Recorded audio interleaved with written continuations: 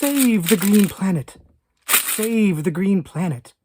The Earth is in danger of being taken over by alien races infiltrating our corporations at the highest level. We at the Save Earth Society believe that the only way to rescue the Earth is to take immediate action, drastic action. Save the green planet!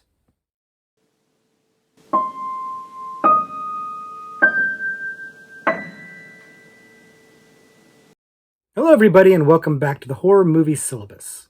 My name is Professor Victor and I'll be your host as we go through all of the essential, noteworthy, interesting, and notorious modern horror films. If you're new to the channel, I recommend you check out our introduction video. There's a link to it in the description below and it's going to give you a pretty good sense of what we do here at the Horror Movie Syllabus. In short, we look at a particular subgenre of horror and then we pick 3 movies from the subgenre to explore. But this is our Is It Syllabus-Worthy series.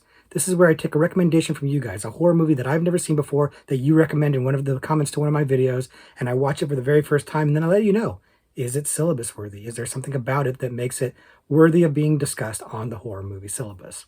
And today, the movie that we're looking at is Save the Green Planet. And Save the Green Planet was recommended to us by Ted Harrington, who is a friend of the channel, has made a lot of really interesting recommendations in the past. And Ted recommended this in our horror sci-fi video, in the comments to that video. And he gave a list of movies, and he basically said about the list, hey, would you consider these to be horror sci-fi? And of the ones on the list that I'd seen, I would have said yes, that I'd consider them to be horror sci-fi. So this is one I hadn't seen, but I think it's probably going to make the grade just based on the company that it was keeping on Ted's list. So that was one thing that had me interested in it right off the bat. And then the other thing is, of course, it's Korean horror. It's South Korea. And that tends to be my jam. I tend to really like those kind of movies. But that's what I knew about it going when I got the recommendation. And then the one other thing I found out about it before watching it for this video was that it's the original movie that the recent movie Begonia, the recent Best Picture nominee Begonia was based on. And I liked Begonia. So again, just kind of raising the expectations, raising the excitement before this movie. But did I like it? Did I hate it? Let's find out.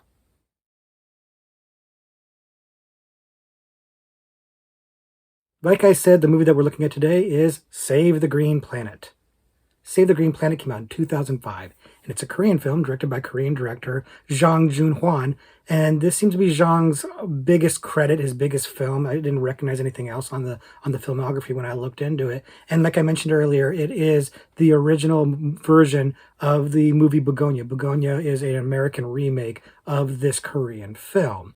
Now, if you haven't seen it before, the movie follows a young man and his girlfriend or wife who kidnap the CEO or high executive of a major pharmaceutical company, and they take him into their basement and start to try to torture him because they believe that he is a member of an alien race sent to infiltrate and ultimately take over the Earth. And what follows is a series of hijinks where they try to force him to confess this and try to basically save the world. And I'm going to go ahead and stop there so as to not spoil any more of the movie. And the movie is bonkers. It's a pretty wild, wacky, crazy idea that is both really funny and also really, really dark. And it balances these two things extremely well. Based on the research I did, apparently the idea or the impetus for this story came in part from a article that the director read on a weird crank website saying that Leonardo DiCaprio was an alien and his mission was to come to Earth and seduce all of the women so he could take over the Earth, which is awesome. And I want to see that movie, frankly. But that was kind of like the seed that got planted for this idea. And it doesn't, for nothing, it introduces this alien plot line pretty quickly. The movie's pretty fast-paced in general, but it doesn't beat around the bush. It pretty early on is telling you what the thought process is of our lead character, why he's doing what he's doing, what his beliefs are, and then it toys with the idea of what's going to happen and where the investigation, if you will, is going to lead. The movie is largely comedic. It's very overtly comedic in tone, but it still has a lot of dark aspects to it. It has an edge to it. You know, at the end of the day, they are kidnapping this person and they're tying him to the chair and they are subjecting him to certain torture things. They do things like cut off his hair because they think they can use his hair to communicate, and they have like other things, they're rubbing things on him because they think they can help prevent him from being able to do things. It's pretty wild and kind of insane, and you're kind of wondering how much mental health problems this guy actually has. And also at the end of the day, you're seeing somebody get kidnapped and tortured, right? But it's all played incredibly funny, partly because of the filmmaking, which we'll get into in a little bit. But then the other aspect of this movie is there is two cops that are investigating the disappearance of this CEO or this executive, and they're trying to figure out what happened to him. And that's actually a big aspect of the movie is this investigation and following the two cops as they try to suss out the mystery. I like that part quite a bit actually, and this inevitable meeting or crashing in of these two plot lines. They're going to kind of be incendiary when they meet. It's a cool idea. You've got this really bizarre concept that's like religion, but like Scientology, like maybe like kind of religion, meeting like 2001, meeting like a cop procedural, and it works. It's that Korean bouillabaisse that I talk about all the time in Korean horror, where they take a bunch of different genres and kind of blend them together into something very unique, and that's what you've got here. You've got something incredibly unique. This is not a movie that you've seen anything like this before, unless you've seen Begonia, I guess, but it really feels fresh and original and bizarre. And a large part of that is from the rather kinetic filmmaking, the wild visuals that it has. It really sets it apart from other movies, especially other Korean films. I have not seen Korean films that look like this before. It really is pretty out there. I've seen Japanese films that kind of look like it's like Pinocchio 946 or whatever it's called. But this one, or like Tetsuo, that's another one that kind of is like frantic and frenetic like this movie. But what I really thought of when I was watching this is Edgar Wright. It really has an Edgar Wright feel to this in terms of like the fast editing, the really extreme close-ups of things, just the high energy and the really odd visuals.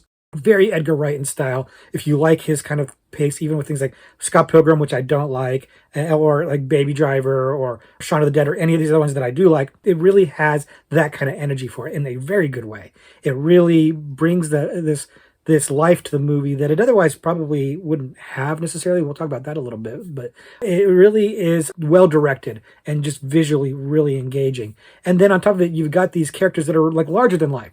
They're very cartoonish characters, and they're accompanied by this really kind of like almost incongruous, like silly kind of music and like goofy musical cues. It makes for a really fun, almost kind of lighthearted, goofy romp, if you will. And you've got good actors doing this because, again, they're cartoonish, they're really big, they're playing it really over the top. The physical comedy is very, like, kind of almost juvenile. It's just kind of like big and silly, and it's just got like a really campy, silly vibe to it. And this is all intentional. It's done really, really well. These actors are talented, and they're making these big characters still feel engaging and not so goofy that you just kind of feel like you're watching a cartoon. The imagery in this movie is very unique. Like the set design, it looks really good. There's all these crazy drawings trying to like detail the investigation of this guy who thinks that he's like hunting aliens basically, and all of the drawings and the different artifacts and things like that that he thinks he's found. It's all really interesting. It adds to this really cool looking thing. But it's just a very stylish movie. Again, frenetic is the word I keep coming up with. High energy, really just a visual masterpiece. It's just really kind of happening in front of your eyes. It's wild. It's a unique experience that I thoroughly enjoyed. It may not be for everybody because it's just like so in your face and so over the top, but I really, really liked that. I really thought it was cool. And it is somewhat of a stark difference to Begonia. And that's the thing.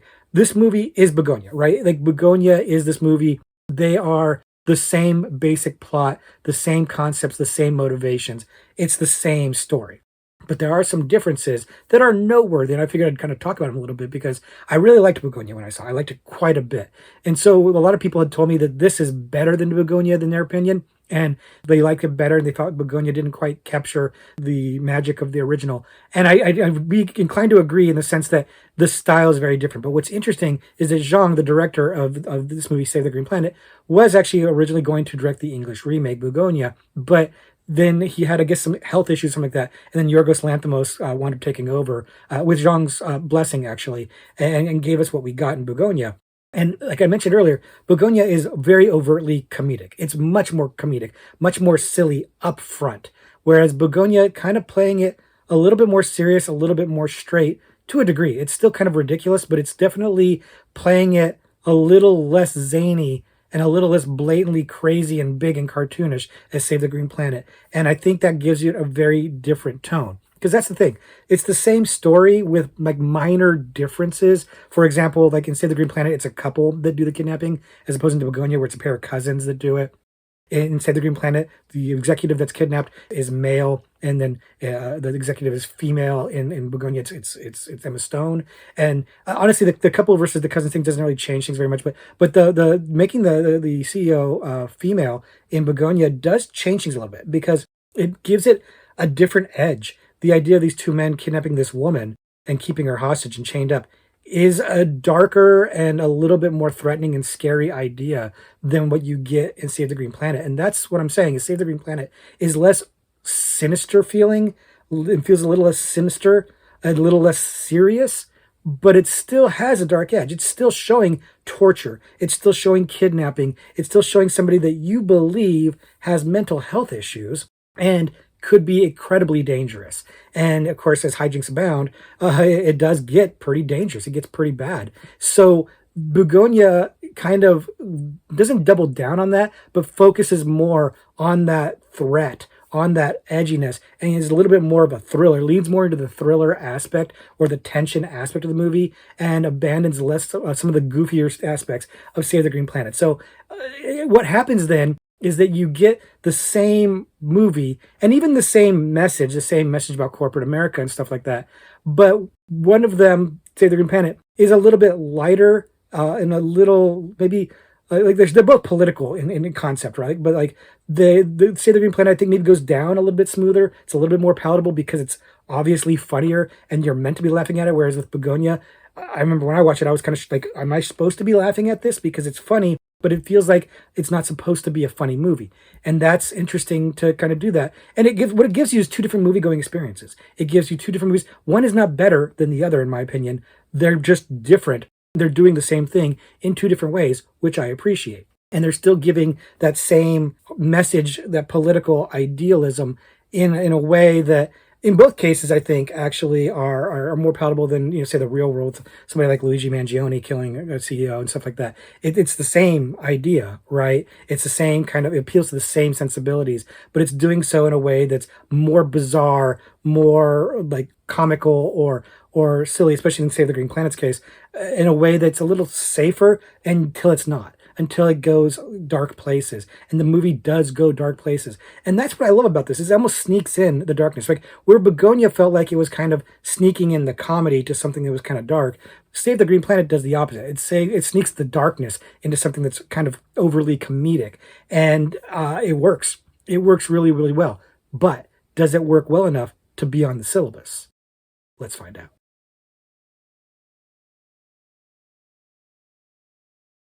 So, is Save the Green Planet syllabus worthy? Yeah, yeah, for sure it is. Absolutely.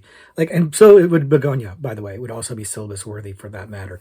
The movie is pretty great, honestly. It's a lot of fun. It's really interesting. It's very unique. It's got something to say and it's got a fun way of saying it. Everything across the board, the filmmaking, the acting, the set design, all of it is good, quality stuff. It's really, really good. My only issue is I'm not entirely sure where I would put it. Probably the logical place to put it would be in the horror sci-fi subgenre, which is where Ted had recommended it. It would fit in there fairly nicely, and unlike Begonia, it really actually heavy-handedly leans into the sci-fi aspects of the story. Begonia kind of gives that a little less attention, and Save the Green Planet really is focusing on it a lot more. But honestly, the instinct would be to put it in the Korean horror. The only problem there is the Korean horror it's a tough category, man. There's a lot of really great stuff in there. It might have a better chance of breaking through on the horror sci-fi thing, but honestly, I would be inclined to just try to find a spot for it because it is a really great movie and I liked it quite a bit. Now, I'll admit, I think I like Begonia a little bit more.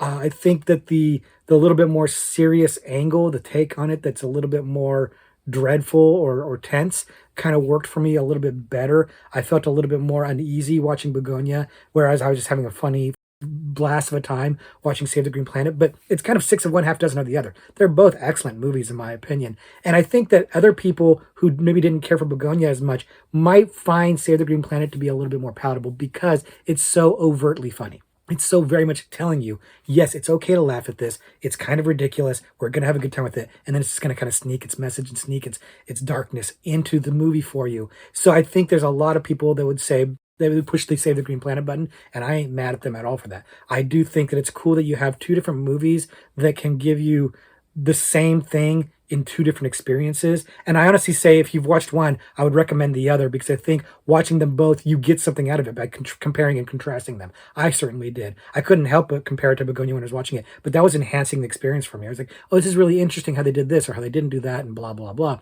And I really felt like watching both of them gave me a much more fuller experience. So I would recommend watching both of them if you get the chance. This movie is really fascinating. Like it feels a little bit like a comedic version of Misery in some ways, which again was another influence for the movie. And the character of Annie Wilkes was something that influenced Jean when he was writing and directing the movie, and it comes through here. It really is kind of a funny Misery version, yet still getting pretty dark. And again, it's got that Korean thing that I love where they just mix up so many different genres. It's sci-fi and horror and comedy and drama and political and everything all at once in a way that just makes perfect sense. And not surprisingly, critics love this movie. They also love Begonia. Both of them are very well received critically. They have about the same Rotten Tomato score, and the positive buzz on that makes a lot of sense. When you watch this movie, it's hard not to like it. It's hard not to get the infectious glee and joy from the filmmaking alone. Like I said, if you like Edgar Wright, I think this is a movie for you. If you like Begonia,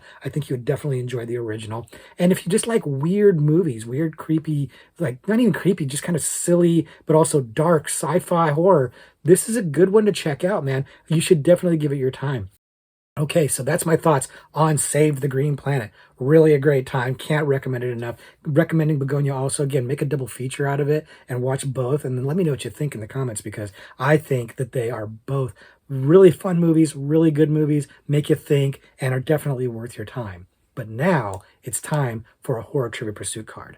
It's that time of the video where I like to read a card live on camera, hopefully answer it correctly and not embarrass myself. And since we're talking about South Korean horror today, we're going to look at the international category on the card, okay? And here is our question. In 1999's Audition, after paralyzing Ayama, what method involving needles does Asami use to torture him? Hopefully I'm pronouncing the names right. It's been a little while since I've seen the movie, but I have seen the movie, know it pretty well. And I think I know the answer to this question. It's a kind of a little bit of a weird question. The way it's worded is a little bit weird. I think I know what they're looking for, but I'm not 100% sure. I'm not super confident on this. And we have, of course, talked about Audition on the channel. It's one of the best J-horror movies. Pretty extreme for a lot of people. We've talked about a lot more extreme on the channel, but for this, for the average person, it's pretty extreme. It's pretty fantastic movie though. The way it starts out is kind of like almost like a rom-com, and then goes very different and very dark, culminating in the needle thing that they're talking about here. It's fantastic. Again, maybe not for everybody, not for the squeamish, but if you can handle stuff like that, highly recommend if you haven't seen it before. But again, we've talked about this on the channel already. I don't need to go into it too deeply. The thing about this that's interesting is the way that the card is wording this question, I'm not entirely clear what it is they're trying to get at. I had, like, when I saw the question, when I read it, I had an immediate thought. And I thought they were going to use what I was thinking of in the question, but they didn't, which makes me think that must be what they're looking for. But I don't know, it's just kind of a weirdly worded question. I like that we're getting an audition question, but it's kind of a weirdly worded one. Okay, I've prattled on a little bit to give you some time to think about it.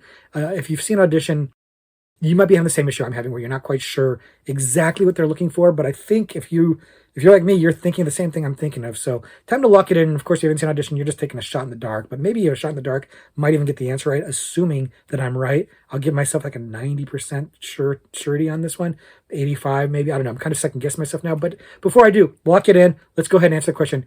I think what they're looking for is acupuncture. She's poking him with needles, acupuncture style, right? So let's go ahead and look at the card.